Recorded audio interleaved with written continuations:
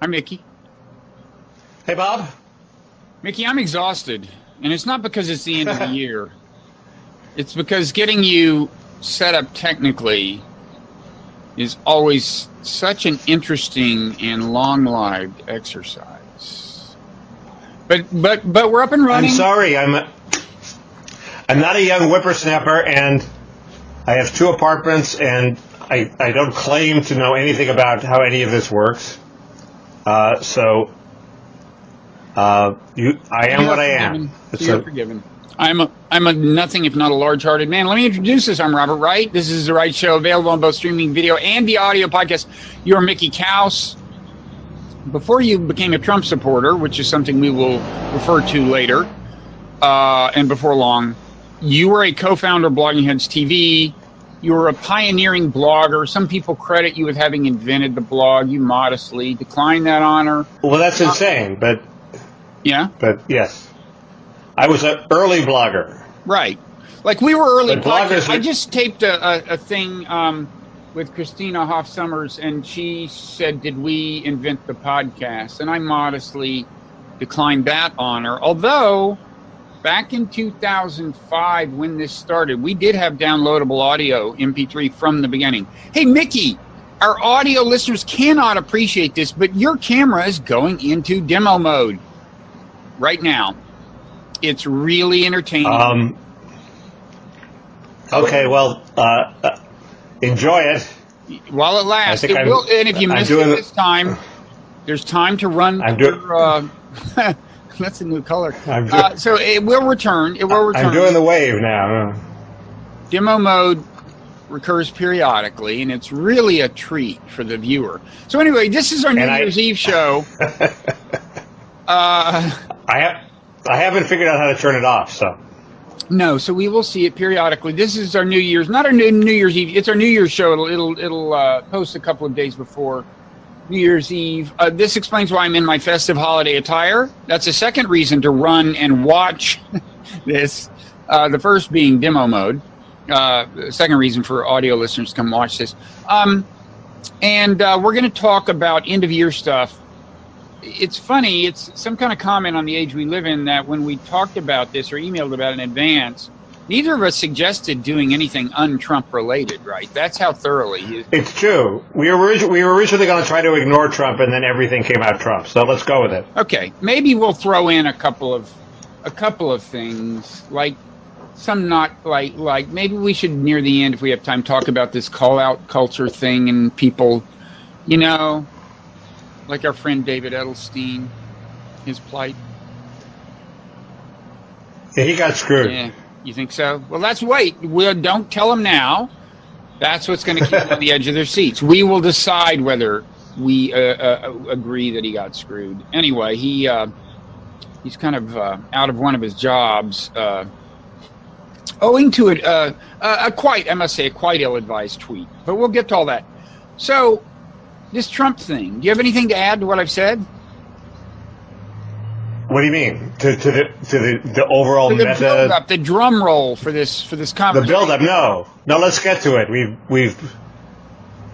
We've had an incredibly long intro here. You recommended that we address such things as the best thing Trump has done in the view of both. Correct. Now, as a Trump supporter, what is your nominee for best thing he's done? Well, you would expect me to be pissed off that Trump has not accomplished anything legislatively on immigration, and I am. I think we've been through this. He deferred to Paul Ryan. He did prioritize the tax cuts over immigration, and got repeatedly talked into like kicking the immigration can down the road. And so now the Democrats are about to control the House, and he has one last chance, which isn't as good as his previous chances. And so he's trying to desperately get the wall in this current government shutdown. So that was a pretty much a pathetic failure on his part. It would not have been hard to get the wall or to get at least some of the other equally important immigration reforms, like a computerized checking system for all workers called E-Verify, or closing the asylum loophole that's led thousands and thousands of mothers and fathers and their children to flood the southern border. Well, he's so he hasn't done any of that. Lost time on that, isn't he? Well, he is. Sessions is, man, there are two major things he's done. One, Sessions tried to change by himself the standard for when you qualify for asylum, and he may be successful in that. He has the power, I think, to do it. Immigration courts are not like regular courts. They're basically employees of the Attorney General. So if he says the law is this, that's what the law is. But the Supreme Court hasn't decided that that's right. And the second thing is he has this policy of remain in Mexico, which he seems to have convinced the Mexican government very kindly to buy into, which is you can apply for asylum, and if you're qualified, you'll get in. But in the meantime, you stay in Mexico, not the United States, which will radically reduce the flow because the goal of most of these people is not to necessarily win asylum, but to get to stay in the United States. So after which the fear of people like you is that they will just disappear into the U.S. and they never show up for their asylum hearing. Is that it? Correct. Or they show up for their asylum hearing and don't show up for their deportation hearing. So yes, and even if they show up, they've gotten 2 or 3 free years in the United States. I mean, a lot of these people want to work and send money back home. So if they get 2 or 3 free years of work sending money back home, that's a big win. That itself is a major incentive. So even if they comply with the law, which a lot of them do, it's still a win. So is the best thing Trump's done on immigration in your your demo mode seems to be occurring with greater frequency than it did last time. I know. What can I do? I don't know, but it's really entertaining. Okay. And I'm happy to say it drains some of the gravitas from whatever you say, which I think is a good thing, because I stand firmly opposed to most things you say. So I'm really, really happy about this. Okay, well, good. Now go ahead. I'll try to get into gravitas mode next time. Anyway, my big point is, but his major promise was not to control the borders. His major promise, above even that, is to raise wages at the bottom of the income spectrum so that yesterday's losers, the people who lost out on free trade and unchecked immigration, become winners again. And that is happening. Wages at the bottom are rising. Employers are getting desperate. They're starting to draw in marginal workers, ex-cons, African Americans who say they're the last hired and first fired. Well, they're being hired now. Yeah, well, of course. And all that is good, and that's the most important thing because it's reintegrating a segment of society that was in danger of dropping out of our society. And so he's delivered on his major promise, and that's the best thing he's done. Okay, now I assume you're not saying that all of the wage growth at the bottom is attributable to what he's done on immigration. I mean, a certain amount of this is expected when an economic expansion, let's call it the Obama expansion, continues through his presidency, and eventually wages start to rise, right? I'm saying immigration is part of the cause. No, certainly not all the cause. The most important cause is probably that the economy is very hot, and Obama gets a lot of the credit for that. He had a steady hand recovering from the Great Recession. Mm-hmm. But when employers start to complain that they can't find workers, and you sit down next to a big employer at a banquet, and the first thing he says is, I have to raise my wages, damn it, because I can't find that they've cut off the immigration. I take them at their word that the control of immigration and the restriction of immigration is forcing them reluctantly to raise wages. So I think it's a cause, not the only cause. So you think he has appreciably reduced the rate of immigration, which I think you acknowledge really wasn't super high under Obama, the rate of illegal. No, he hasn't reduced the rate of immigration. The rate used to be, let's say, 1 million a year illegals in 2000. Now it's around 400,000. It's trending up. But with a hot economy, I argue it would have trended up even more. if he hadn't kept a lid on it. He's managed to keep something of a lid on it, not a complete lid, but he has at least discouraged it from where it would be. Okay, that's all I'm saying. And is the main? I mean, what is the actual lid? I mean, I assume part of it is that because he is, all these people who had been come here and kind of implicitly welcomed, and they were free to line up in front of Home Depot and so on every day. Because he has now made their continued residence here precarious and rounded them up and stuff, that's a deterrent to people to come across the border. Is that one of the main things? Because the asylum stuff. That's part of it. That's part of it. There are more Border Patrol agents. That's another part of it.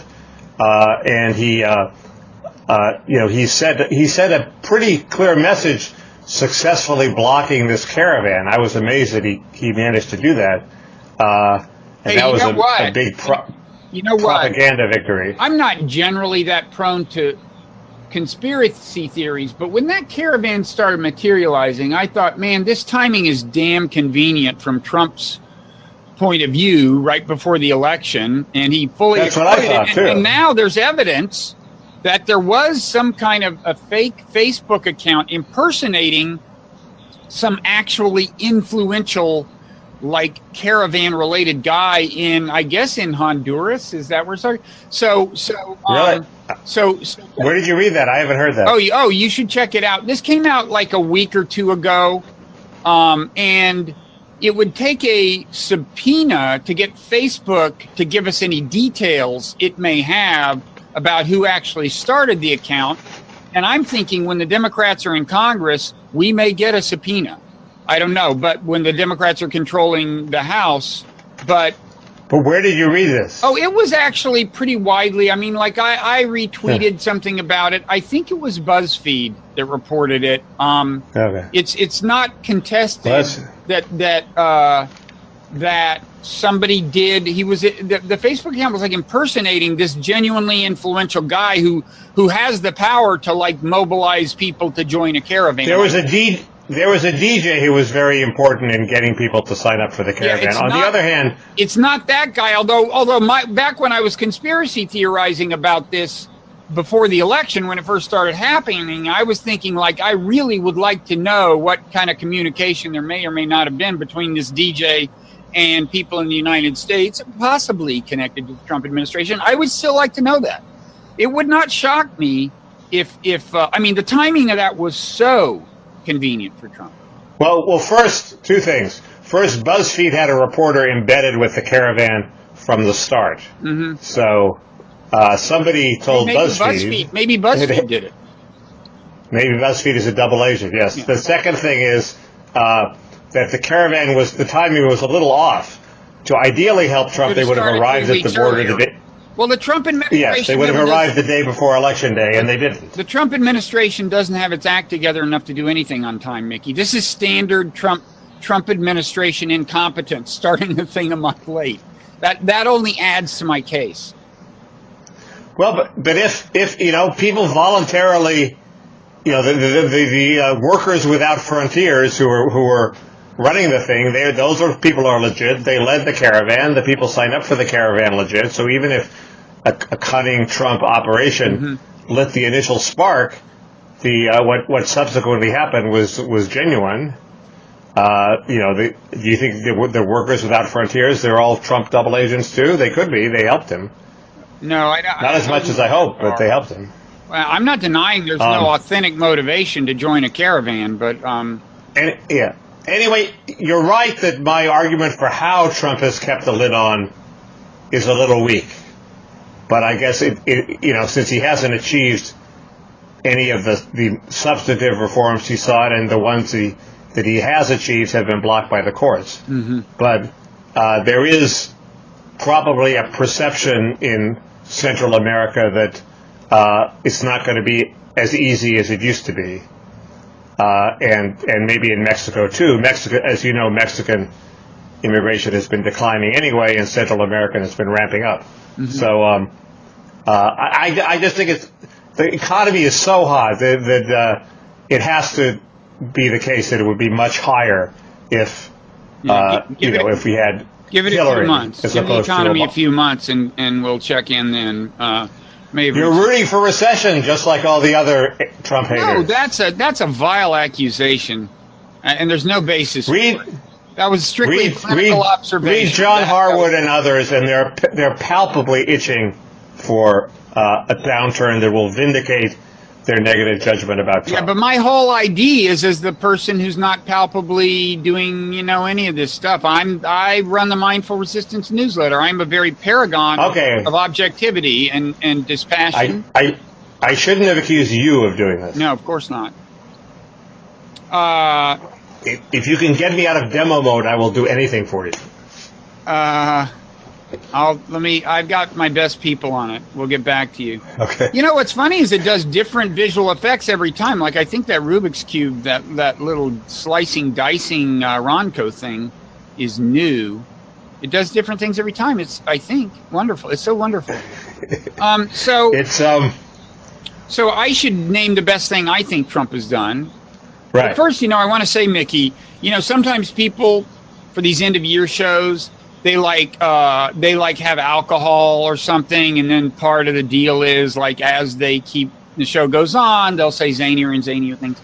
I don't drink. Really? I don't drink. Yeah. I was just listening to this tech podcast, The Week in Tech, and they did that. They got like $1,000 bottle of brandy or something.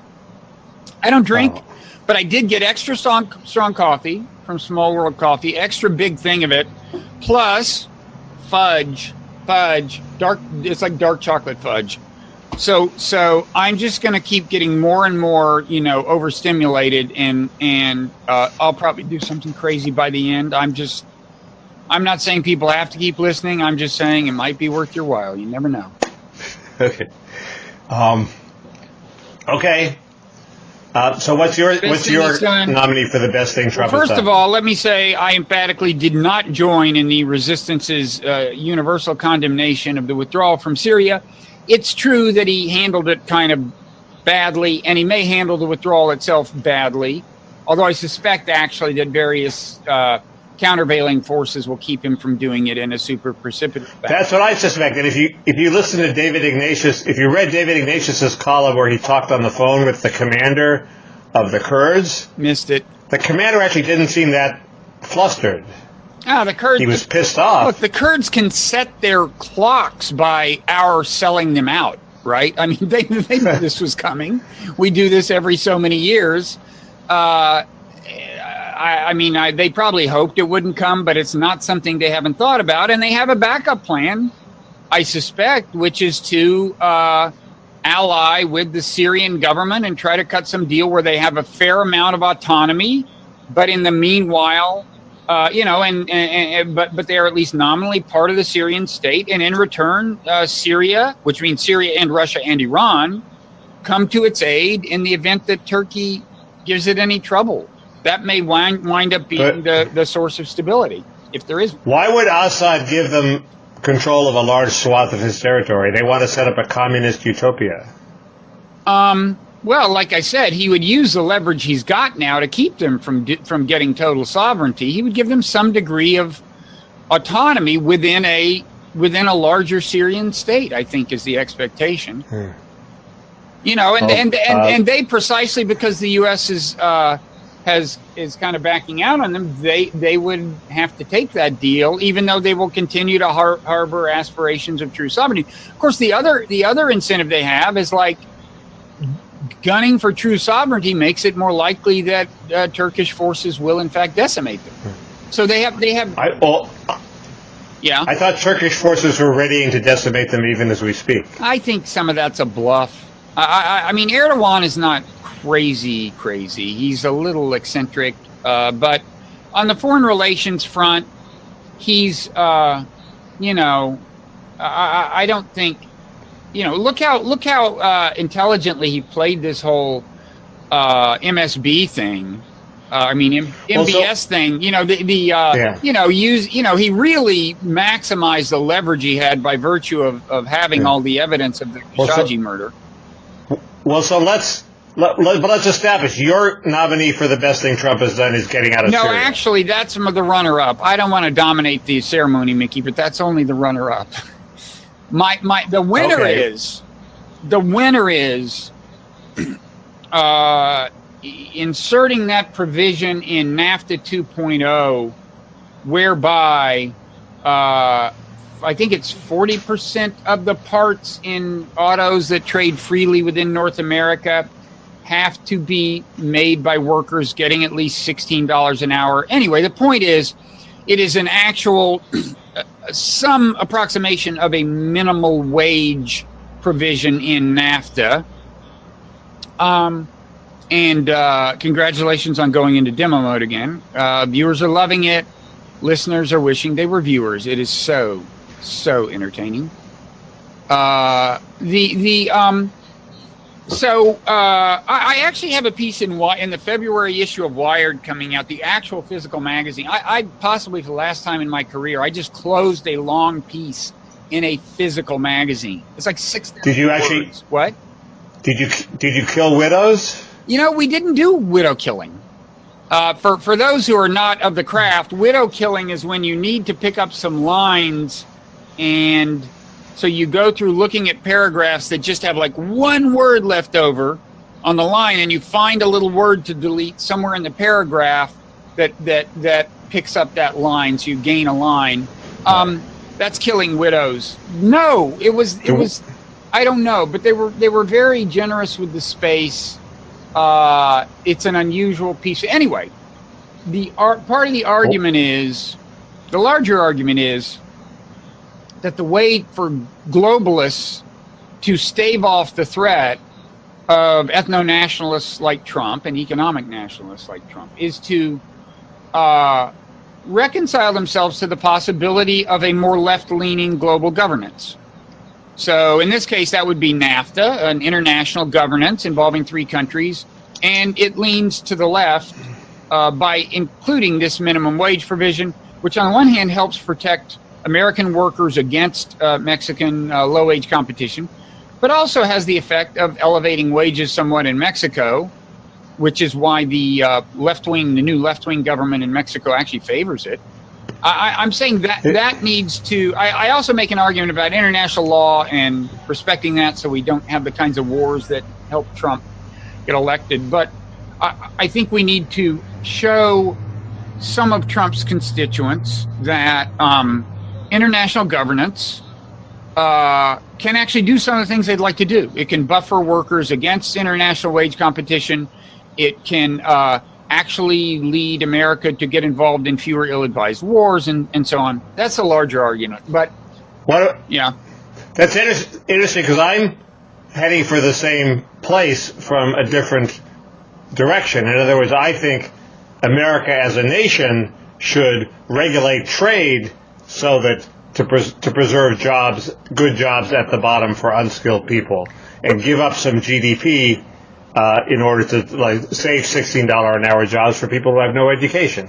And I wonder if pursuing that winds up in the same place as your elitist top-down international version, where you have a left-wing international government imposing the same thing on countries. Yeah, the point is, in a globalized economy, you know, the American labor unions support this provision. I mean, they would like it to be even stronger and to be more clearly enforceable and so on. But they like the provision I just described.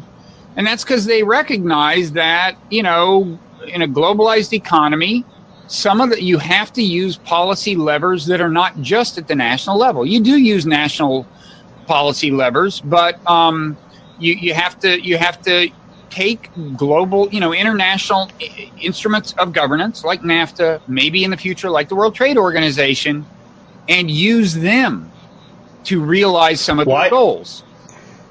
Why isn't it more effective just to slap a 25% tariff on all imported cars, for example?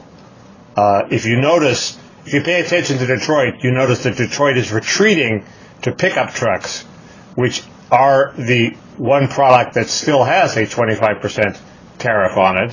So they're retreating behind the existing tariff wall. Is that such a bad thing? And the tariff, of course, would apply to all countries, not just ones like Mexico that we happen to negotiate a treaty with. Well, tariffs, it seems more effective. Tariffs are a blunt instrument. They can lead to actual trade wars. I mean, I will say, I have not been as vociferous in condemning Trump on the trade front because, in principle, a tariff can be a tactic that takes you toward a reasonable place to want to be. For example, it's reasonable for us to want China to change some of its intellectual property stuff, and so on, and to get other things out of China. And even in principle, even according to game theorists, in principle, acting like a crazy person can be a smart tactic. Now, I'm not sure Trump is acting, but the point is, acting, giving them the idea that, look, you're so crazy, you will start a trade war. That's not necessarily a bad tactic. I think we could wind up getting something out of China. But I will say, if you don't do that, and the tariffs just stay in place, they tend to have bad effects. They just lead to counter tariffs and so on. And the other thing, one more thing, and I'll shut up. But the I have this view that global governance is required to save the world for various reasons. So just as kind of a political matter, it is a bad thing to have like Trump's entire constituency alienated from the idea of global governance, right? And trying to wipe out the UN and whatever else they want to do. I think you need to show them that global governance can, in principle, be their friend and serve their aims, which it can. So that's another reason I prefer this to straight up economic nationalism of just kind of like tariff wars. Interesting. There's a good article by a guy named Marshall Auerbach in. I linked to it, and I'll supply you with the link. But it makes a pretty convincing case that we have the upper hand over China because we're handling the impact of tariffs pretty well. They haven't stopped our expansion, whereas China is on the precipice of actual decline. I think the numbers came out; they are in sort of a recession. Yeah. And the promise of the Communist Party depends on guaranteeing its people, continual economic growth in exchange for losing their democratic rights or not having them. So China is in trouble. They're staring into the abyss. And, of course, they're going to come with a bunch of concessions, and then the problem is they agree to them and then they don't carry them out. And I don't quite know how one polices that, except having a madman like Trump. The second point is, Mexico is the car producing nation of choice. So if you cut a deal with Mexico on cars, you've done a lot. But you can make cars everywhere, and in a lot of places. You can make cars in Bangladesh. You can make cars in India. So under your theory, we have to have some sort of deal with every country in the world.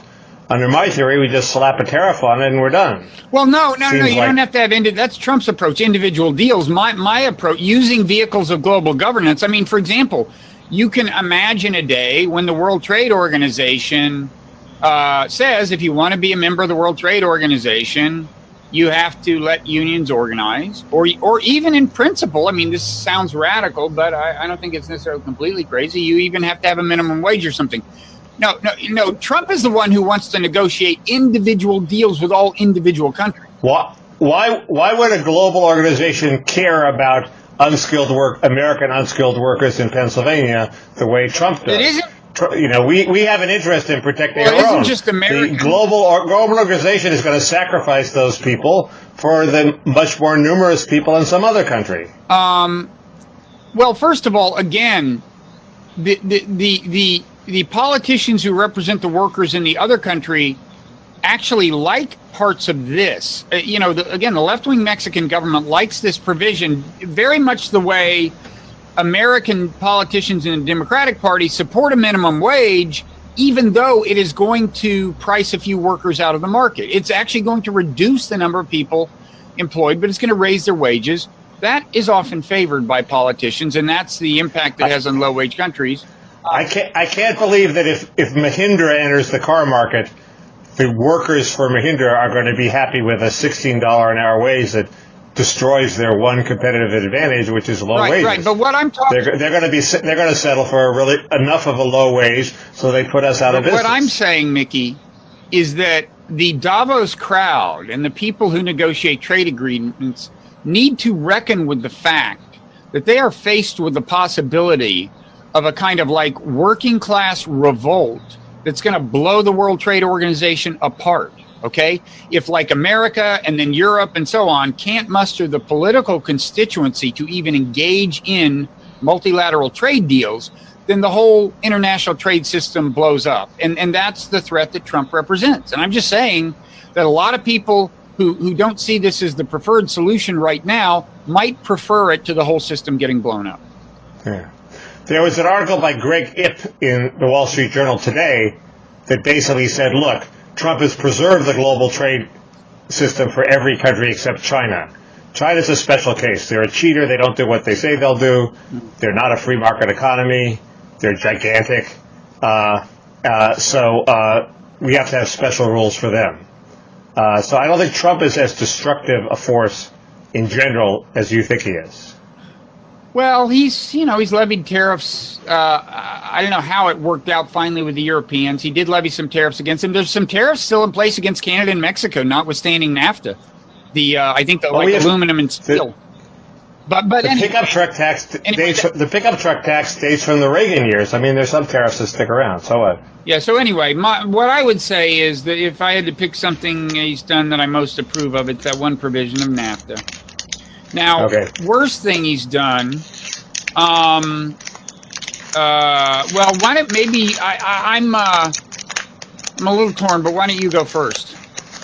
And I'll eat. Okay, I was about to eat in demo mode, which is like the. No, let's do it at the same time. Let's do it at the same time. No, but I'm not going to eat while I'm talking. Hey, this would be a TV first. Two people eating at the same time. One of them in demo mode. Never been done. Never eat on camera. Anyway, I think the worst thing he's done is I didn't approve of the child separation policy. I thought that was too harsh, but it only affected a limited number of people. I'd have to go with what he's loosening environmental rules. I'm from Los Angeles. We cleaned up the air over a period of 20 years at tremendous expense. I don't want to give that up, and I'm worried. I have not read the multi-part series in the New York Times allegedly documenting this fact, but all signs indicate that he's gone too far. Fake news. Brought to us by the enemies of the people. It might be fake news, but my instinct is that if I had to change one part of his government, that would be it.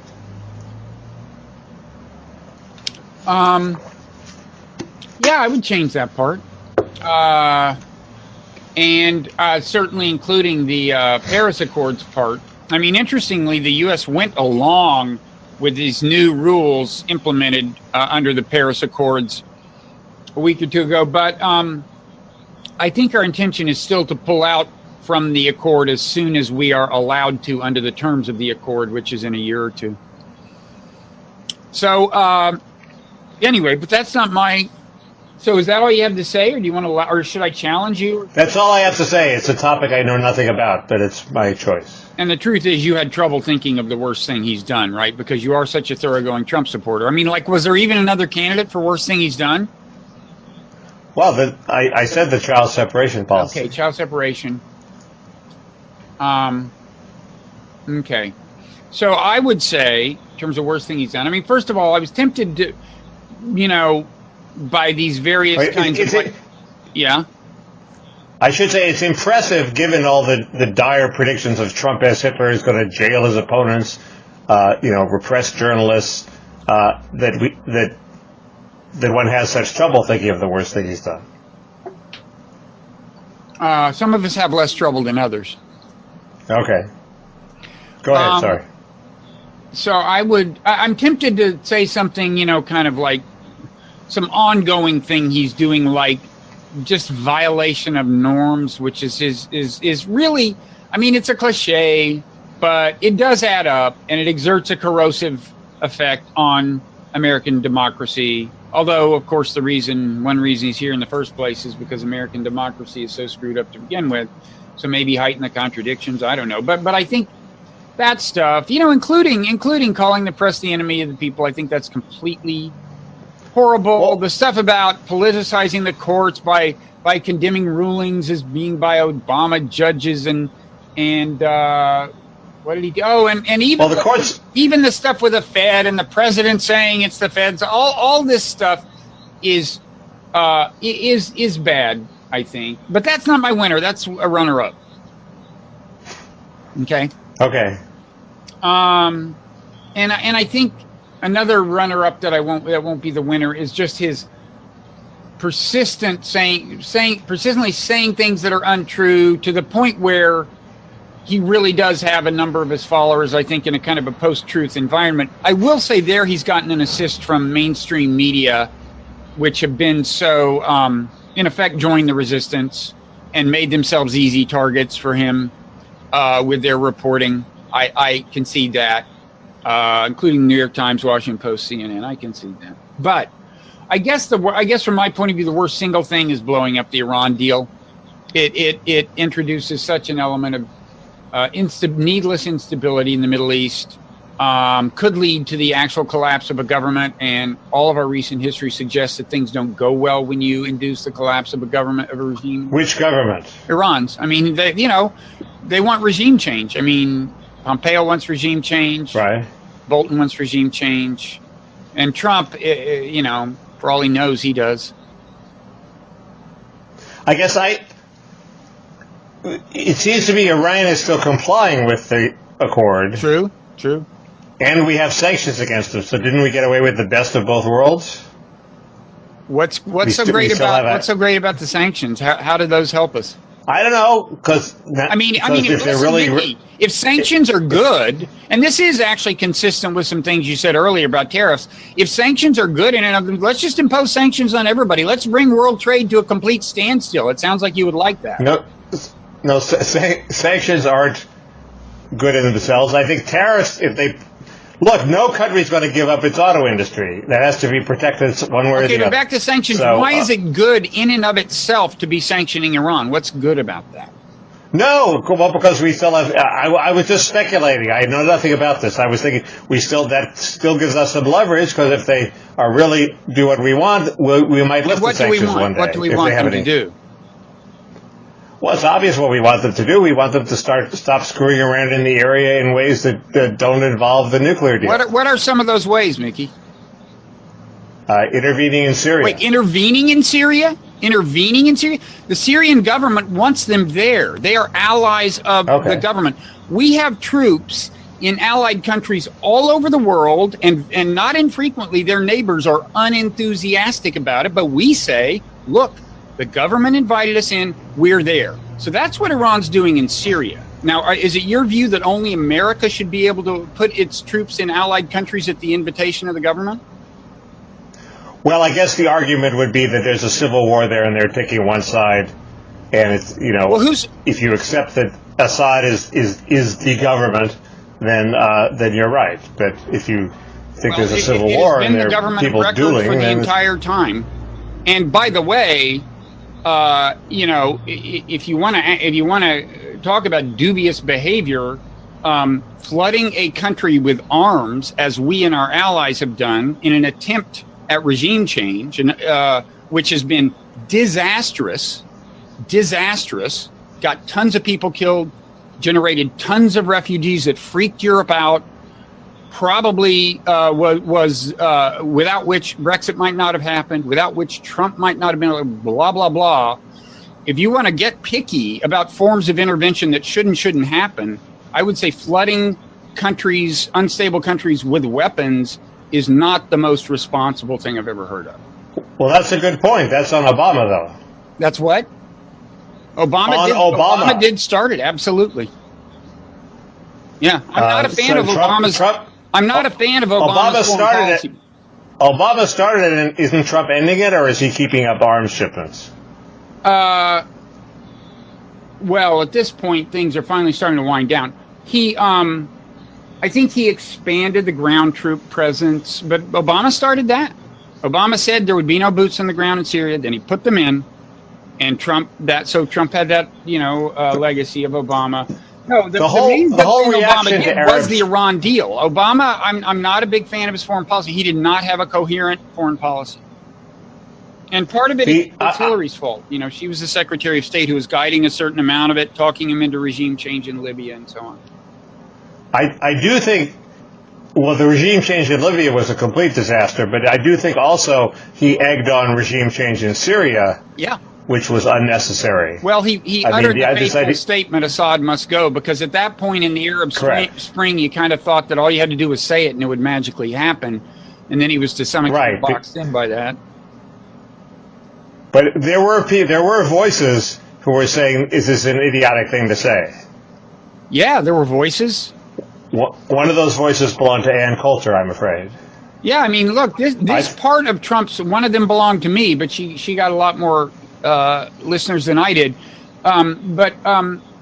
You know, there is part of Trump's impulse on foreign policy that I like. I just said that runner-up for thing I most approve of would be a possibly more deft and considered version of a Syria withdrawal, but nonetheless, I like that impulse.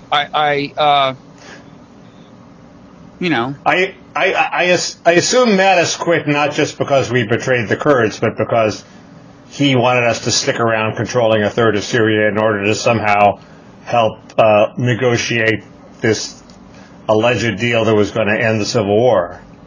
Am I wrong about that? Right, say that again. I was thinking about eating some more fudge. I got distracted, so I'll go ahead and eat it. Okay. Do you hear me? Go eat it. Steadily more amped up as the caffeine in the chocolate. Can you tell? No. Okay, I'll have some more. But sorry, go ahead. The trouble with Trump's withdrawal from Syria is the actual handling of the betrayal of the Kurds, which, as you say, might be handled better as time goes on, as the Pentagon bureaucracy kicks in. But I take it that Mattis really did quit because he has this worldview that thought the United States should have troops in Syria to somehow prevent Russian influence, prevent Iranian influence, to somehow manage this, the settlement of the civil war that was supposed to happen, and that it was a legitimate fight between the globalist worldview and Trump's worldview. And if that's what the fight is, I'm with Trump. I mean, you read Bret Stephens' column in the New York Times today. I avoid at all costs reading things written by Bret Stephens. What did he say? Why? It was all about how, well, we're letting Russia and Iran gain influence in this crucial region. Right. Well, let them gain influence in the crucial region. You know, well, they may come to regret it. First of all, they've both been allies of Syria forever. Russia has long had an actual naval facility in Syria. It's like, this is the way the world works. They were there before this, and they'll be there after. But yeah, sorry, go ahead. Anyway, so I'm just saying one shouldn't lionize Mattis because he did have a worldview that is controversial and we think is wrong. Well, I'm not sure he's, I don't know, his motivations I don't think align exactly with, say, Bolton's or Pompeo's. I think all three of them are anti-Iran for not entirely the same reasons. I don't think Mattis is as crazy about it as Bolton or possibly even Pompeo. It may well be that I think Mattis, you got to remember, he was in the thick of things, like handling the whole deal in Syria, and he feels that we did betray allies, which I think is, basically true. I mean, we had this deal with the Kurds. I assume we made certain assurances to them about the future, and then we went back on that. Now, I personally wouldn't have made them in the first place, but we did, and that kind of thing drives naturally annoys. We made the assurances 2 weeks ago, and it's sort of a common phenomenon in the Trump administration. He reluctantly goes along with the establishment view. The establishment immediately rushes out and tells everybody, oh, Trump's on board. Even 2 weeks ago, when Trump was obviously having misgivings, telling the Kurds, oh, don't worry, we'll be here forever. That was an insane thing to do. The establishment are crazy. Yeah, anyway, I'm just saying, I'm not sure Mattis, although he's anti-Iran, I'm not sure that was such a big motivator. He, Al-Qaeda is not, the ground presence of ISIS isn't completely, removed yet. This was a State Department guy, not a Defense Department guy, who met, according to the Kurdish leader quoted in David Ignatius, met with him 2 weeks ago. Could be untrue, but That's what the Kurdish guy says, and assured him that we would be around for the settlement until there was a stable government negotiated in Syria. Well, I mean, anybody who believes that anyone in Trump's administration can guarantee them that Trump will do anything in particular in the future is just not paying attention. Why would we go and promise that? Why would we go and promise that? Anyway, that's fine. So that's anyway. The Iran deal. I think I would call that worst thing he's done is blowing up the Iran deal. What's next? Best appointment, worst appointment? Best appointment, worst appointment. Let me guess. You want to do them both at once to speed things along? What's that? You want to do them both at once to speed things along? Sure. Go ahead. Do best and worst. I'm trying to think if I can guess what your best and worst. The best is tough. I mean, I do think his appointments to the big jobs, Supreme Court and the Fed, have been pretty good, even if he bitches about the Fed chair. I don't quite see why that's a norm that has to be enforced. I let him bitch. He has no power. Kavanaugh and Gorsuch are about as good as we could expect from a Republican president. And so, he didn't appoint Harriet Miers. There wasn't a hint of banana republic about it. They're both completely independent of him. Kavanaugh's already decided in favor of an immigrant in a crucial case. So it's, those were both honorable and good choices. I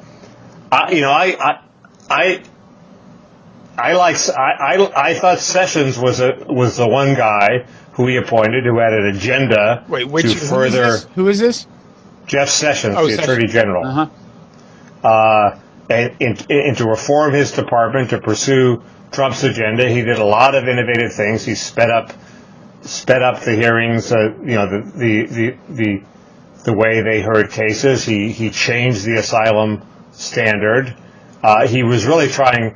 If A didn't work, he tried B. He was a committed guy, and he was. I disagreed with him about a lot of things like marijuana legalization and forfeiture of assets. Mm-hmm. But that wasn't the main thing he was there for.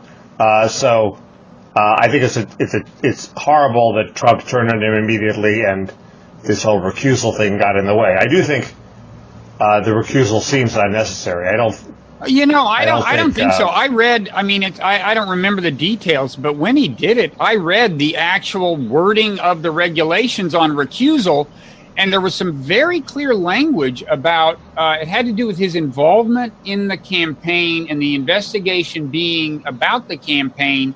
And it seemed like he had no choice but to recuse according to very clear regulations on recusal. Well, there's also a rule of necessity, which is somebody's got to decide. And, every political appointee that somebody might appoint, it might be involved in the campaigin. Eric Holder would not have recused himself. He was Obama's wingman, and Trump sort of legitimately thinks that he deserves a wingman like Obama had. Well, of course he does. Sessions probably realized that down the road Trump would want him to be a wingman and do something unseemly to end this investigation, which is probably why he decided he had to recuse himself. It's an unfortunate situation. Tell me if I'm naive, but my sense of Sessions is, as much as I disapprove of some of his views, he has in some ways a principled view of how government is supposed to operate, and he abides by it. Do you think that's naive? No, I think that's right. He does want to uphold norms in a certain sense. Maybe excessively. The only exception to that would be, did he lie about the Russian ambassador? And I don't think so. I don't think so. That's the irony. Is if you look at the testimony that led to his trouble here, where he said I haven't had any contact or something. Nobody asked him that question. He didn't have to answer it. It was like he volunteered. They said, did people or something, and he volunteered the fact that the claim that he didn't in a way that was totally unnecessary. And I think if he was sitting there thinking, remembering that he did have some sort of contact and that he should try to conceal it, he just wouldn't have brought it up. I really don't think he intentionally lied. Yeah, I think that's right. It's inexplicable otherwise.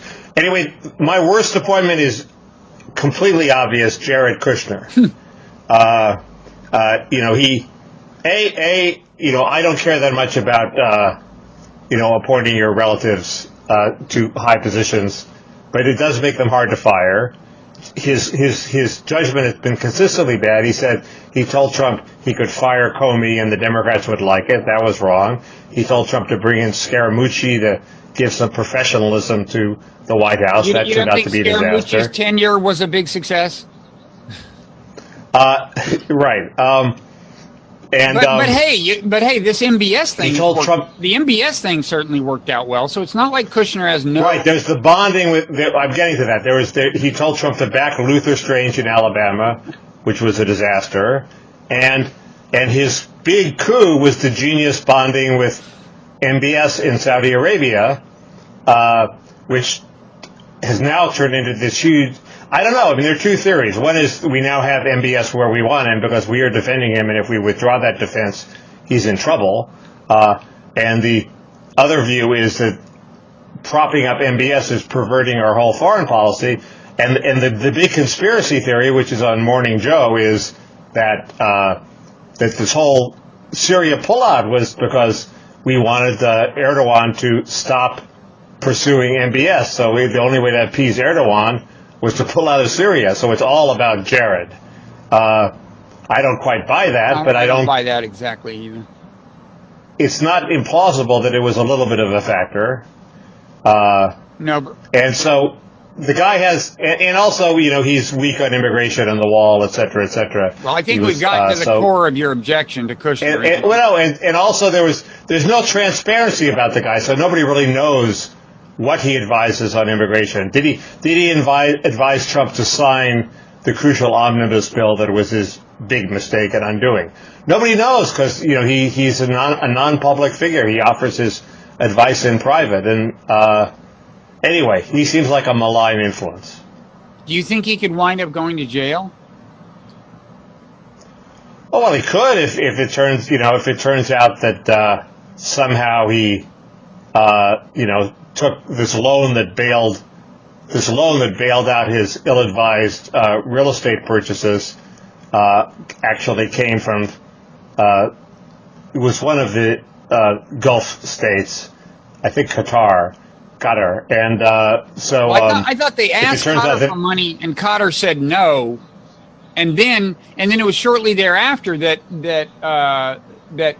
MBS declared virtual war on Qatar, and the Trump administration was fine with it for a while until some degree of reason. Right, but then he eventually got the money from a company that's allegedly only 9% owned by the Gulf states. So who knows? Yeah. If that was coincidence, but he did get bailed out. But I don't think they're ever going to prove that there was a quid pro quo there. So no, I don't think he's going to. This is going to seem totally out of nowhere, but it just made me think of it. The most undercovered speculative scandal is that this guy Brody, this kind of shady character who brokers shady deals involving Middle Eastern characters. Yeah. I forget the details now, but there really is good circumstantial evidence to believe, really good evidence to believe that, I want to make sure, I'm not going to have the details totally right, but that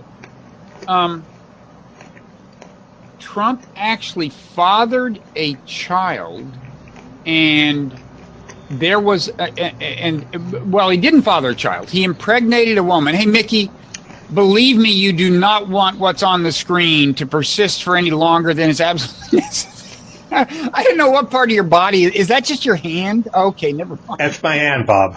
I'm eating. I didn't want to eat on camera. I'm back. Sorry, I looked away and I looked back and I thought, oh, God, what? But you don't know. If it's just your hand. We could have a reader contest. What body part is this? Oh, boy, was that a close call. Anyway, Trump I mean, we can link to the part of the Mindful Resistance newsletter. Oh, I haven't plugged that yet, have I? mindfulresistance.net, where I laid this out. It was last spring. It was, I think the issue was called Broidygate. And it's pretty clear that Trump actually impregnated a woman. She had an abortion, and then Broidy helped cover it up. I think at some risk to himself by kind of like acting like he was the would-be, the had impregnated or something. The details are there.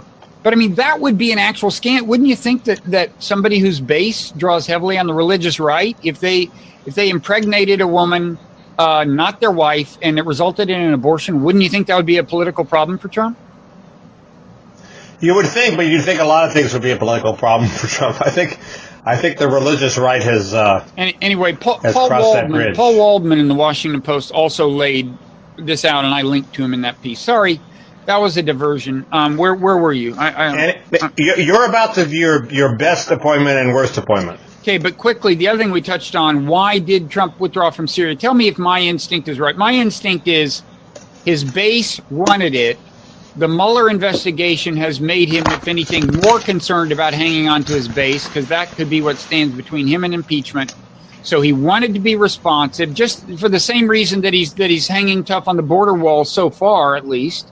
You know, he's really in base-pleasing mode. And then he had that conversation with Erdogan, and Erdogan is like, hey, we'll take care of it. You know, we'll take care of ISIS. You can leave. And Trump, like having virtually no clue about these things, goes, okay, it sounds great. But he's always wanted to do it. Why do you need some weird explanation? I mean, he campaigned on it. It's clearly what he thinks. He doesn't see any reason we should hang around Syria other than to get rid of ISIS, and he's consistently stuck to his guns, and he got talked out of it, and then he untalked himself out of it. So maybe he untalks himself out of it more because he sees Mueller breathing down his neck. Yeah, that's possible. Yeah. But it's not like it's like trying to explain why men want to have sex with women. It's like that's what he thinks. Why do men want to? That was a gratuitous metaphor. Why do men want to have sex with women? Well, you wrote books on that, Bob. Not entirely. So wait, is it best appointment, worst appointment? Where are we? Best appointment? You have negligently failed to deliver on your best appointment and worst appointment. Oh wait, it seems like I had one. And people are complaining. Best appointment. I think Melania makes one heck of a first lady, but strictly speaking, that's not an appointment. It was a prescient appointment. You could call it a prescient appointment that he made many years ago. Why was it prescient? What? Why was it prescient? You mean that he married her? Well, he married her long before he was president. I don't think that counts. Sorry, Bob. Got to do better than that. You know, all told, I guess. Mattis, I mean, it's of course a joke, things are pretty grim when the key to stability is a guy whose nickname is Mad Dog, but on balance, I thought Mattis, he fought the good fight, he's way to my kind of, he's much more hawkish than I am. He's irrationally anti-Iran. He has a very, this came through in David Kirkpatrick's book on the Egyptian Revolution, that Mattis has a very crude view of the Muslim Brotherhood's relationship to Islamist terrorism and so on. But all that aside, I think he exerted, he had the prestige and credentials to exert real influence on Trump in the national security realm, and he probably kept him from doing, he was a stabilizing influence. I mean, honestly, I'm hard pressed. There's not many people in this administration I like, I gotta say. But if I had to pick somebody, I suppose.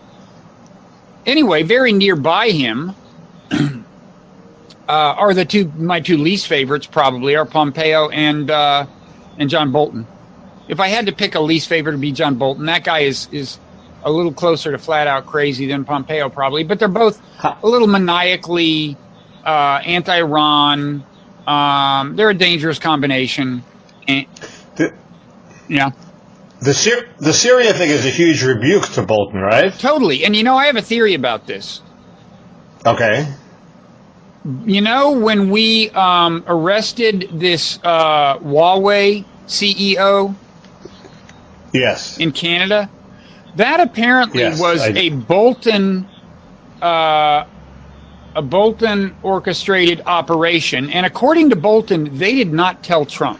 That was kind of classic Bolton being assertive and gaining as much bureaucratic territory as he could, or as much whatever kind of territory. I mean, it's, to just kind of like, he's not shy about taking initiatives like that. And at the time I thought, this is a little dicey for him, because like, if, for example, this is the thing that blows a possible trade deal with China or whatever, and Bolton is the guy who did it, Trump, it could annoy Trump. Then with what, and I think it did. Anyway, my conjecture is that Trump was annoyed that Bolton did something that consequential without Trump's authorization, but because when he did this thing on Syria, Bolton was on the phone call with Erdogan. Did you know that? Right. And yes. Bolton is sitting there obviously trying to discourage it, and Trump basically says screw you to his face virtually. Speaking of faces, you just look so great in demo mode. People really check it out. Trump likes to be nasty to people to their face. Yeah, and so I think Bolton got too far out over his skis, possibly as early as the Huawei arrest. And in any event, I think Trump was happy to thwart Bolton at that point. Yeah. Bolton's an annoying guy. I sort of half expected him to quit. Plus, he's got a bad mustache, as Trump has pointed out. Okay, well, we're moving along here. Yeah, I feel I've talked too much. But, I warned you about the caffeine. This is much more than I normally drink of this highly potent brew. Small World. The next is the best anti-Trump writer and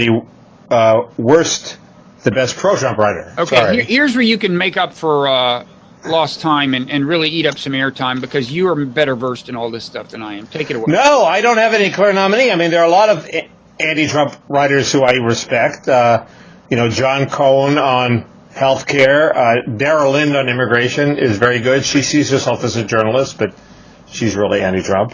But she's good. David Dayen, who's an old enemy of mine, but who's really good. And he just got appointed to be editor of a left-wing magazine called The Prospect, I think. So that should be good. He's the Prospect editor? Yeah, he really works very hard, and he knows what he's talking about. So he's not like a crazed resistancer. He's like a measured resistancer. I think so. I think he's a sensible person. And I like I like Maggie Haberman, even though she's very anti-Trump. I like David Drucker. I like Jim Fallows, and I just took a gratuitous shot at him, which I'm feeling guilty about. So well, he is always reliably sober. I mean, maybe Trump. Trump is probably the most severe test for that, but Fallows, who by the way is something of an economic nationalist himself. So they're Go ahead. He's a little too high-minded for me, and then, and I like Brian Butler, so let me stick with him. I think an ex-Washington Monthly guy. I think maybe it's Beutler. Beutler? Okay, however you pronounce it. One of the highlights of Blogging Heads TV was when we had a conversation with him on after he got shot 4 times. Did you know he got shot 4 times? No, Jesus. Yeah, he was with a friend. I blocked it out. I blocked it out if it happened. Apparently, it was part of a gang initiation ritual. Like, they're like, if you're going to join this gang, you got to go, like, I don't know, shoot some white guy 4 times or something. I don't know how it worked exactly. But the police speculation was that it was an initiation ritual. And I guess he's a pretty robust guy because he got 4 times in the torso, I think. And then he had to run for help. And... Or no, maybe they didn't say you have to shoot the guy. I think it was a stick up, and maybe he refused to hand over his cell phone, which you should always hand over if somebody has a gun. But anyway, we had him on. I don't know. I think he's an old Washington Monthly person, so. Okay, I'm sorry. See, the caffeine has really got me just going on and on. I'm gonna. Okay, no. So, and you want me to do my worst? I want you to keep talking, and I want to shut up. Oh, well, the best pro-Trump people are sort of easier. Byron York is a very sober pro-Trump person. You can always find a sober pro-Trump angle in whatever the latest disaster is. Persistent. He works hard to find those pro-Trump angles. Nothing wrong with that. Well, they're all legit. So, none of them seemed like bogus to me. So they're not crazy. Every once in a while, I think but no, he's serious about it. Yes. And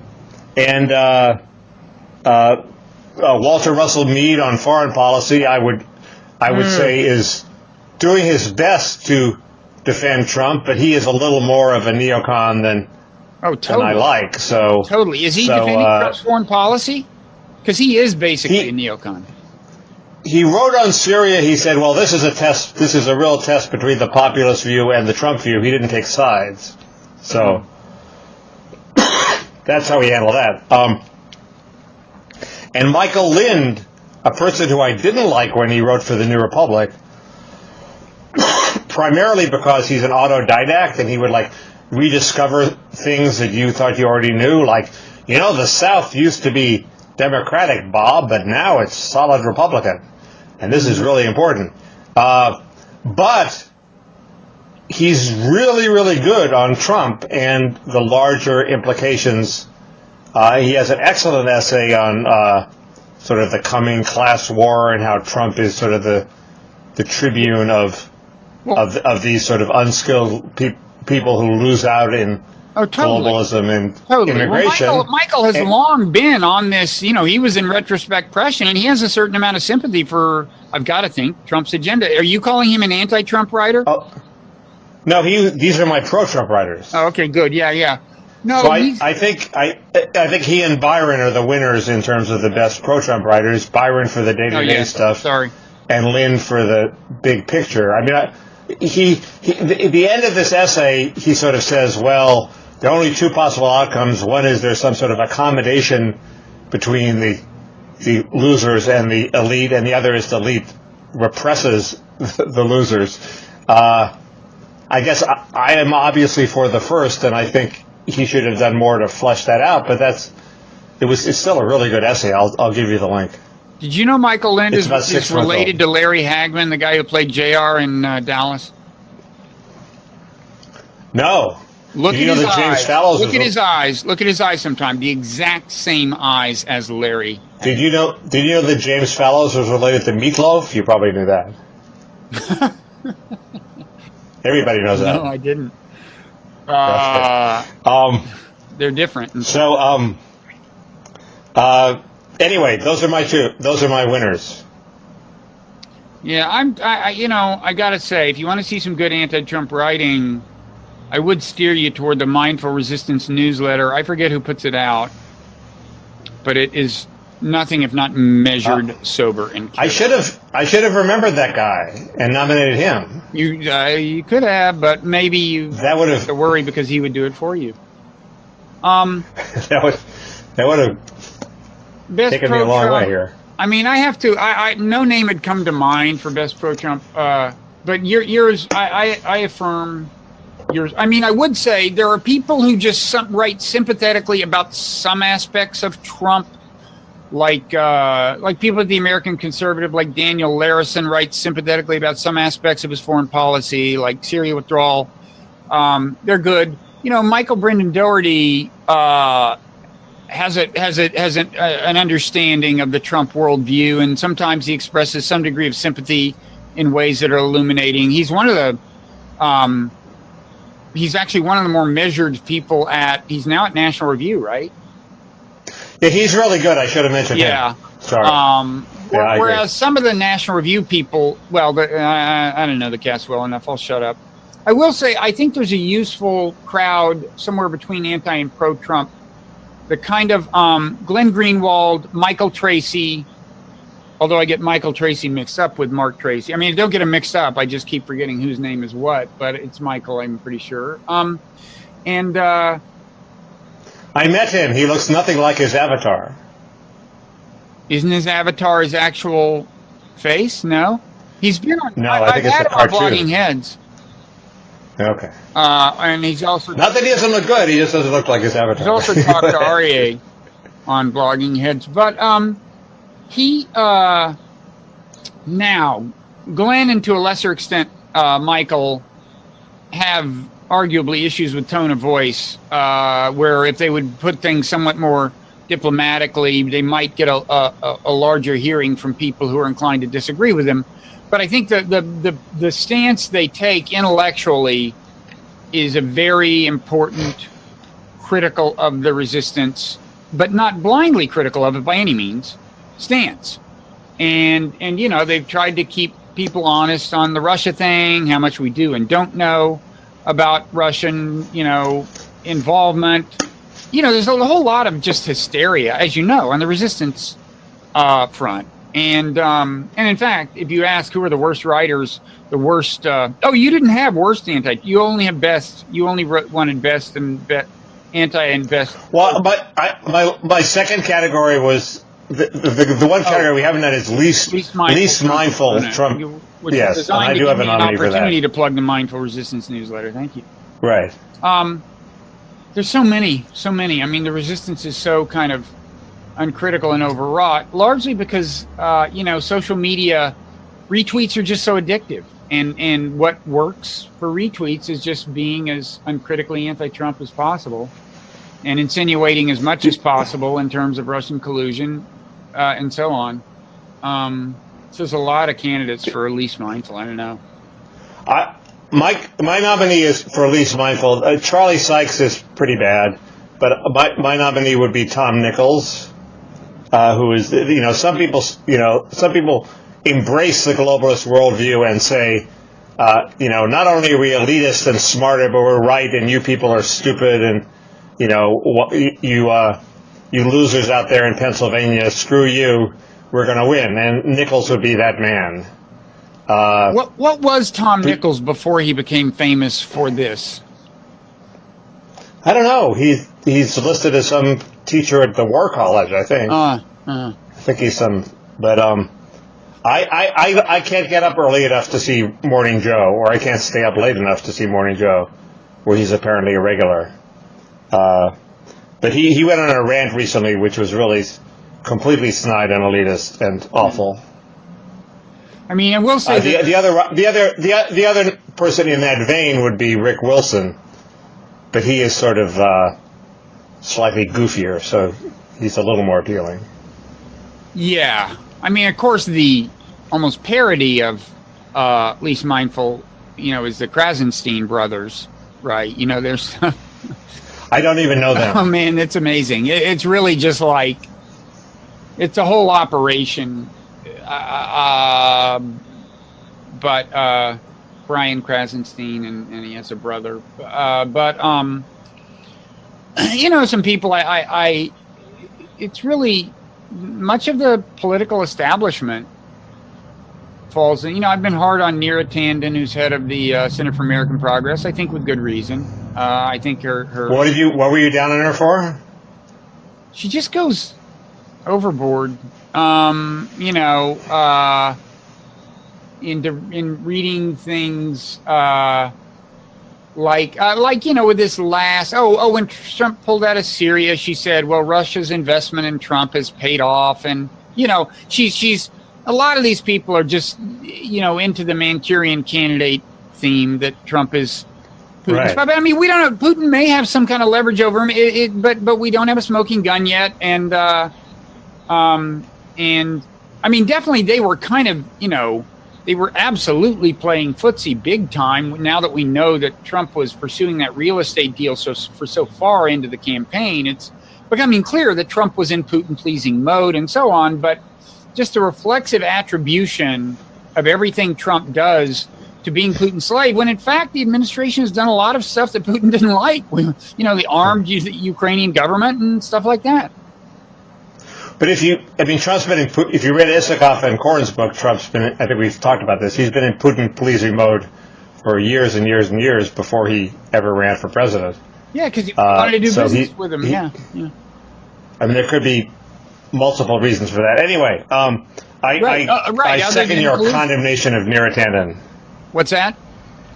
I noticed the same thing about her tweets. I said, aren't you a head of a respectable think tank? Why are you doing this? Yeah, it's actually, I think, pretty bad. Of course, Center for American Progress has always been a somewhat partisan think tank, but the, and a number of neocons have done a good job of playing to, including your erstwhile podcast partner on Ricochet, right? You know who I'm talking about? Don't make me think about that. What? Do not make me think about that. Why? Was that a disaster? No, the podcast was fine. She was a lovely person, and then she went crazy in the final weeks of the Romney campaign, and sort of disgraced herself. And I thought, well, she's through, unfortunately. Wait, tell and then people she's her name. Revived herself We haven't given her name yet, have we? Do we have to? Yes. But anyway, and then Except that I can't remember right now, but I will find out. I mean, we're definitely going to do it. She writes the Right Turn column for the Post, right? Correct. And her name is what? Is it Jennifer? What's her name? Come on, Mickey. I'm going to find it. Jennifer Rubin. I said that. Jennifer Rubin, of course. So, but anyway, so tell me about this. Tell me about this. Tell me about her going crazy. She's a crazed. She during the end of the Romney campaign, she sort of supported sort of wacky theories about how Romney was going to really win, which I sort of bit a little bit of, but I thought it was possible. But she sort of bit off a bigger chunk of it. Oh, that's not a disgrace just to get an election wrong. Everybody got the last election wrong. No, it was pretty bad. I'd have to go back into it, but it was pretty awful. Anyway, she is a good example of somebody who's built up a huge Twitter following by look, the number of neocons, Bill Kristol, Max Boot, a number of them have done basically the same thing. Join the resistance full on and let their positions on a number of domestic policies float to the left accordingly. And it's been, I gotta say, pretty masterful, as much as I fear it's going to come back to haunt us when they next time they're advocating for a big war, and all these liberals naively assume that they're our friends now. I don't mind that they drift to the left on domestic policy. I had thought that Max Boot had even drifted to the left on Syria, but it turns out that was a fake headline that somebody put on one of his pieces. He really was upset that we were using proxies in Syria when we should really use our own troops. Right. I mean, so foreign policy is the thing. He hasn't veered to the left of Syria at all. That's my whole point. I'm not against obviously not against leftist domestic policy in principle. I'm worried that it is, in effect, something that's going to endear them to people on the left in ways that make people on the left credulously accept their preferred policy positions on foreign policy, which remain firmly on the right. It's the one thing that hasn't changed. I wouldn't worry about that, Bob. The left is going crazy pursuing Ocasio-Cortez and going way far to the left and Beto, and they're not about to fall for Max Boot. You mean on foreign policy? No, on every. I mean, they just Max Boot does not have a lot of cred in the Democratic Party. It's just not going to happen. Oh, but like Bill Kristol, he's got a lot of admiring liberals now. No, they have definitely enhanced their influence on the left. By admiring, yes. I think Max Boot has a lot of admirers. I met some of them in Washington last week. That's fine, but they're not going to let him Well, he's not going to run for president. No, I'm not saying that. He's not going to affect. He's not going to affect Democratic policy one way or the other. Well, no. People with a lot of clout on Twitter can influence policy at crucial junctures. They can. That's what Twitter is for. Well, The problem is all these people have columns. So every never Trumper in America got a column. And the Washington Post, of course, endlessly hospitable to people of this foreign policy persuasion. I mean, look, they got Max Boot, Jennifer Rubin, Josh Rogan in some kind of, I think he's under the opinion rubric. It's just like neocon heaven over there. Right. The one point that Michael Lind made that I really think is true is if you Ross Douthat says the problem with the Trump populist forces is he implies they're the people who did worse on the SATs, so they don't organize too well, and they have no institutional organization, so they're incompetent. So even though they might have a majority of the voters, they're not well organized, and so we have an impasse between the unpopular. What you're saying when you're in demo mode, I gotta say. Okay. Well, don't look. Okay. Sorry. Can you back up? Can you back up about 10 seconds? So this is something Ross Douthat said. Ross Douthat in his last column said the impasse of the West is we have unpopular elitists who are well organized and popular elitists who are incompetent to seize power and organize themselves. And popular populists who are incompetent to seize power. They're like the not the lumpen proletariat, but they're sort of like people revolting against meritocracy, and there was a reason they didn't do well in the meritocracy, so they don't win. That was the basic import. And Lynn points out that they need institutions so that there's some form of institutional populist power that dovetails with what Douthat says, and he proposes some working man's clubs, and he goes back into history and unions and discovers some local organizations that maybe gave a permanent base to populism, so you don't rely on this one crazy guy, Trump, who comes along and there's no populist organization to help him out. Yeah. So he has to hire all these globalists. But Lynn points out you cannot rely on the funding from corporations and the sort of standard ways that media are now funded and think tanks are funded. They're funded by Boeing and corporations that have skin in the game, or they're funded by rich people who tend to be globalists. There has to be some, and that filters down. There's no way, Neera Tanden could be for immigration control. Patreon, her baby. funders Patreon, would leave her. Or the new right-wing Patreon that people like Jordan Peterson and Sam Harris are starting. Well, that might work, but there has to be some. The idea that you could go around to the usual suspects and say, "Hey, I want to start a respectable populist think tank," that's hopeless. So you have to, the funding always wins out, and I thought that was, in my personal experience, that is true. I don't know. It doesn't take that much money to start a think tank. Why don't the Mercers start a think tank? No, that's right, and you could. But it's just, it won't be a well-endowed think tank. I'm telling you, you're right. It wouldn't kill them. They would survive. Center for Immigration Studies is my favorite immigration think tank. They raise money. They raise enough. They operate on a shoestring budget. But yeah, and then I guess the challenge is getting the corporate media to pay attention to you, which they've done pretty well. But so it's a long struggle. Anyway. That was my point about Michael Lind. So is there more Trump? You had other things you wanted to talk about. There you had your big picture, will Trump have a lasting legacy, blah, blah, blah, blah, blah.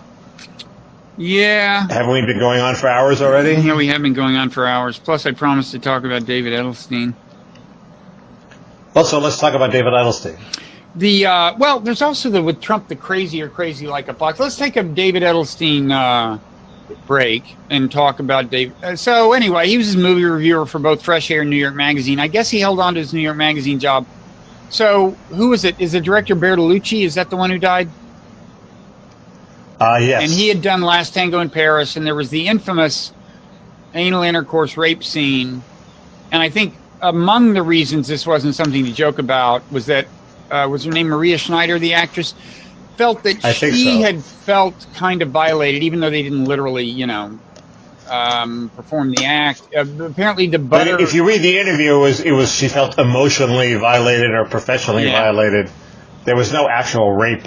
No, but apparently they sprung the butter idea on her, and that was all the more reason, not. Well, that was not to be joking. And David's joke was like, I mean, I gotta think he had a beverage or two, right? Wouldn't you say the joke was that ill-advised?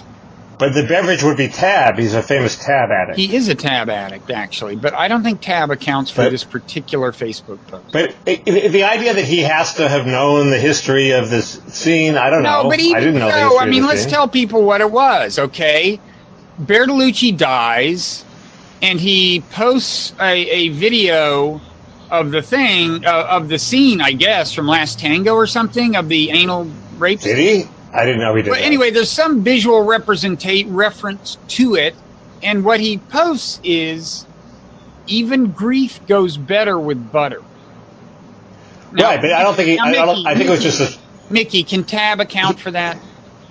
I don't think there was an image that went with that other than an obit of Bertolucci. I mean, come on, the joke itself. Look, I'm not saying he should have been fired. I'm increasingly worried about the culture of instant firing for perceived offense, but it was a bad idea. Maybe a bad idea should be forgiven for. But it was pretty.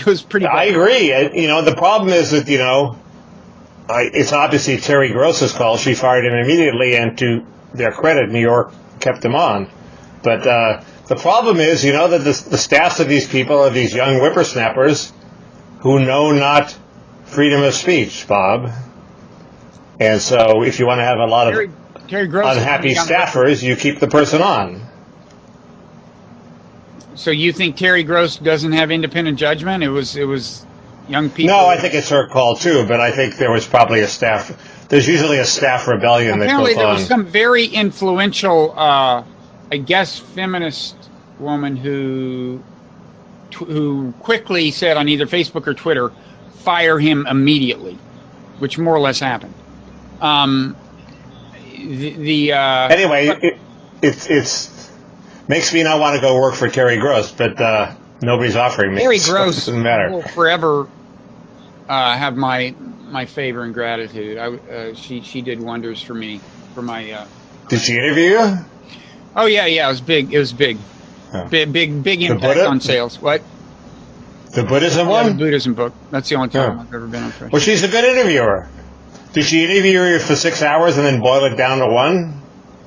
No, I'd say they cut out I'd say there was closer to a 2-to-1 ratio, if that. Maybe they cut out, they cut out a little less than half of it, probably.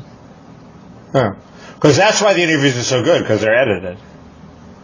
Yeah, well, she's a good interviewer too, but they are edited carefully, and they they boil it down. I mean, it's a great podcast. It's like I just listened to this thing on Frederick Douglass interview with this guy. Actually, she didn't do it, but it was on Fresh Air, and it was very good. They do a good job. Go ahead. The Roseanne Barr, I think, is a crazy QAnon person, apparently. But she's a crazy QAnon person, and she was the star of that show. And it seems to be, when she said, "Oh, I didn't think, Valerie Jarrett was black," she's probably crazy enough to actually have thought that. I don't know. I missed that one. What did she say about that? Who knew? Oh, she said that Valerie Jarrett was something, compared it to Planet of the Apes. Oh, right. I remember.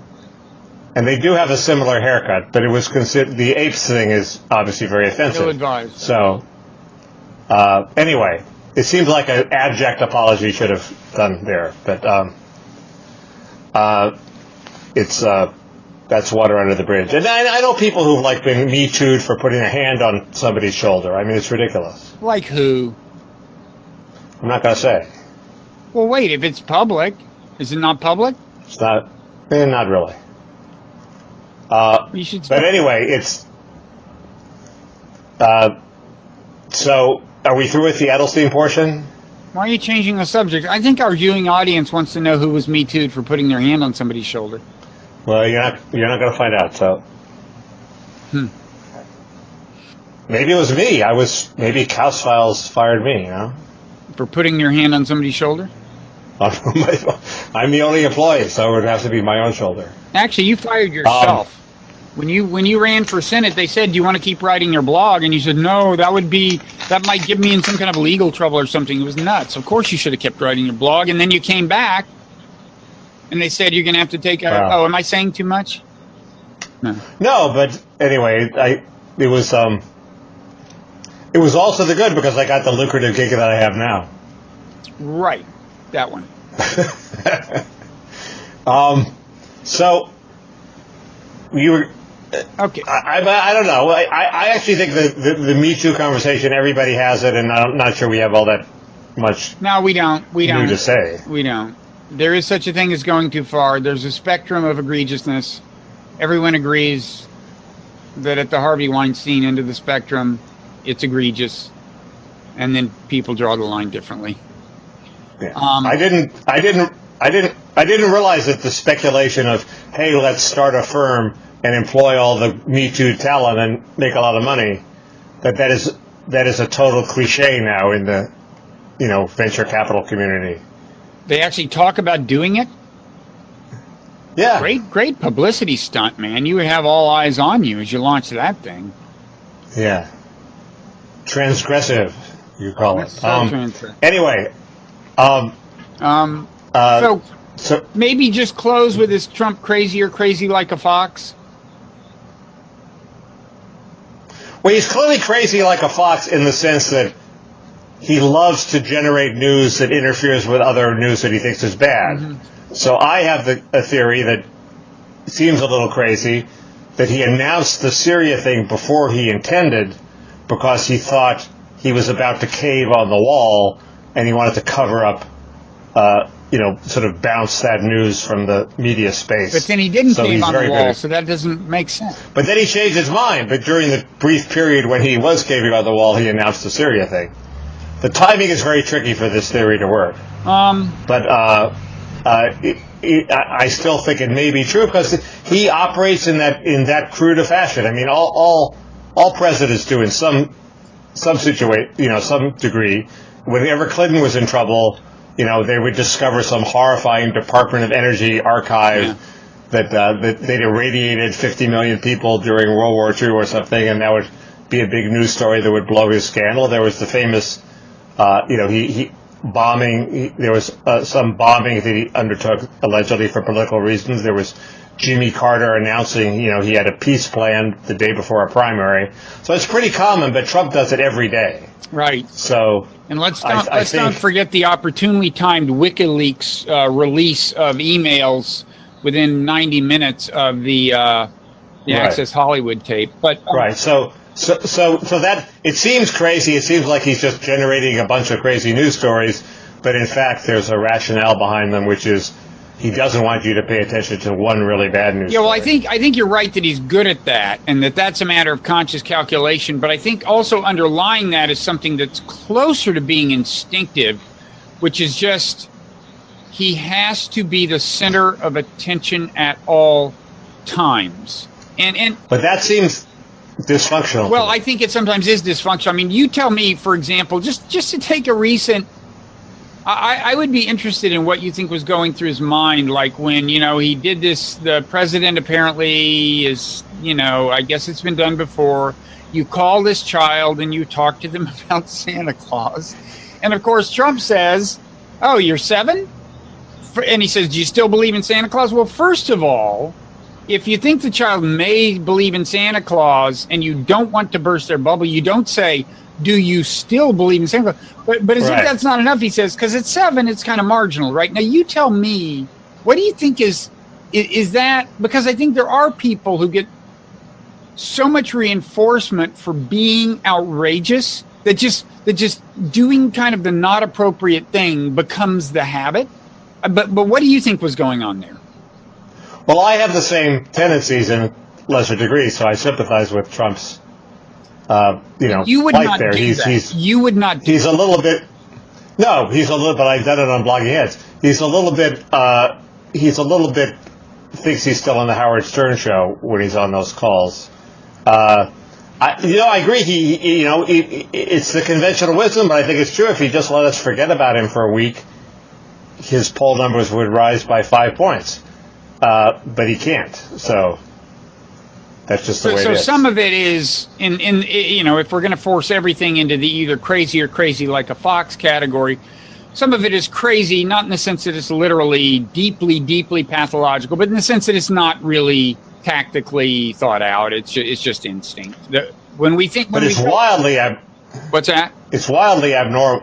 It's wildly abnormal. Although there are these characters in Hollywood, and they're about I've run into about 5 of them, where they have to be the center of attention at all times. Yeah.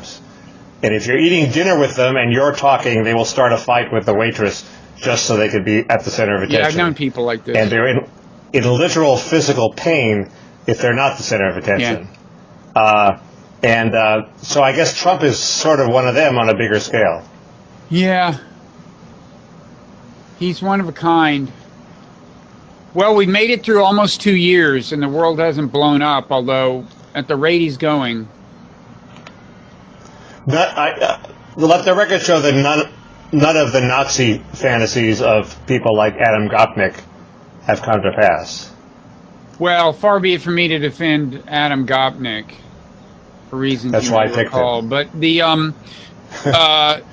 but I would say that the jury's out in the sense that whenever somebody takes a big step toward actual authoritarianism, you generally get some event that makes it possible. You get the burning of the Reichstag. You get 9/11. You get, it's like it's not that easy to take a country like ours and make it instantly authoritarian. I think Trump clearly has the inclination, and if circumstances were auspicious, troubling things might happen. But we don't know because the circumstances haven't been really auspicious yet.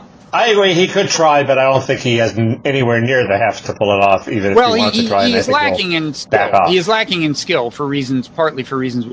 I mean, if Mueller comes up with the goods and he's impeached, what's he going to do? Is he going to defy the Supreme Court? I don't think he can get away with that. Oh no, nothing like that. No, I think nothing like that. If he's impeached, he'll be tried, and that'll happen. Whatever happens, happens. Yeah, no, it's more like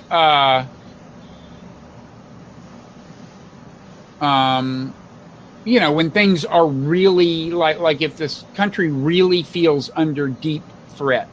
I mean, it's happened before. You look at the way Japanese internment in World War II, whatever Wilson did in World War I.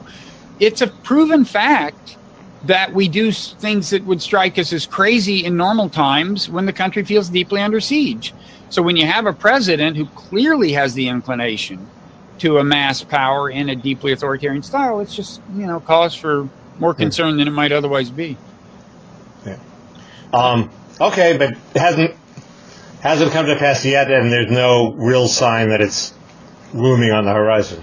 Not looming. But it could happen, I agree.